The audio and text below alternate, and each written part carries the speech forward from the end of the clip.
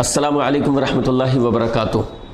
حج اسلام کا ایک اہم رکن ہے۔ اسلام کی بنیاد جن 5 چیزوں پر ہے ان میں سے ایک حج ہے۔ حج کس پر فرض ہے؟ جس کے پاس استطاعت ہو بیت اللہ تک پہنچنے کی، اس پر حج فرض ہو جاتا ہے۔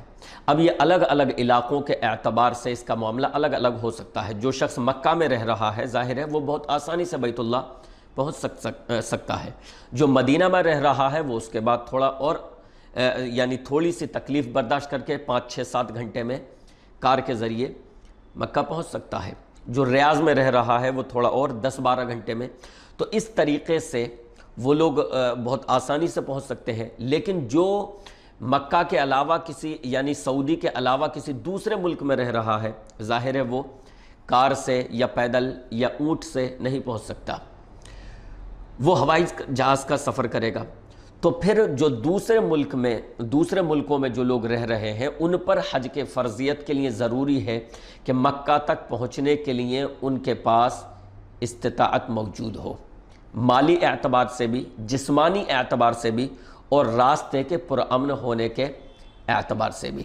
اللہ تعالیٰ نے ارشاد فرمایا قرآن مجید میں وَلِلَّهِ عَلَى النَّاسِ حِجُّ الْبَيْتِ مَنِ اسْتَطَاعَ إِلَيْهِ سَبِيلًا۔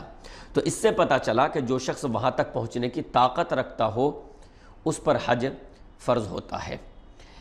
حج زندگی میں کتنی مرتبہ فرض ہے؟ حضرت ابو ہریرہ رضی اللہ عنہ فرماتے ہیں کہ اللہ کے نبی صلی اللہ علیہ وسلم نے فرمایا لوگوں اللہ نے تم پر حج فرض کیا ہے لہٰذا تم حج کرو۔ ایک صحابی نے جن کا نام دوسری روایت میں موجود ہے حضرت اقرع بن حابس، انہوں نے سوال کیا ہے اللہ کے رسول صلی اللہ علیہ وسلم کیا ہر سال آپ خاموش رہے؟ انہوں نے پھر کہا کیا ہر سال آپ خاموش رہے؟ حتیٰ کہ جب تیسری بار انہوں نے اپنا سوال دہرایا تو اللہ کے نبی علیہ السلام نے فرمایا کہ اگر میں کہہ دیتا ہاں تو ہر سال حج کرنا فرض ہو جاتا اور پھر تم اس کی طاقت نہیں رکھ سکتے تھے۔ اس حدیث سے، یہ حدیث مسلم شریف کی ہے، مسلم حدیث نمبر 1337۔ اس حدیث سے علماء نے استدلال کیا ہے کہ حج زندگی میں ایک مرتبہ فرض ہے، کیونکہ جب صحابی نے پوچھا کیا ہر سال تو آپ صلی اللہ علیہ وسلم نے جواب ہاں میں نہیں دیا، بلکہ تیسری مرتبہ یہ فرمایا کہ اگر میں ہاں کہہ دیتا تو ہر سال فرض ہو جاتا۔ اس کا مطلب زندگی میں حج صرف ایک مرتبہ ہے۔ اب یہ انسان کے اپنے اوپر ہے، وہ اپنے دل سے فتویٰ لے لے کہ وہ ایک بار حج کی فرضیت سے فارغ ہونے کے بعد پھر جو نفلی حج کرتا ہے وہ اس کے لیے بہتر ہے، اس کے حق میں وہ اس کا زیادہ تقاضا کرتا ہے، یا پھر اس کے علاوہ اس کے سامنے دوسرے تقاضے موجود ہیں۔ کسی غریب کی شادی رکی ہوئی ہے، کسی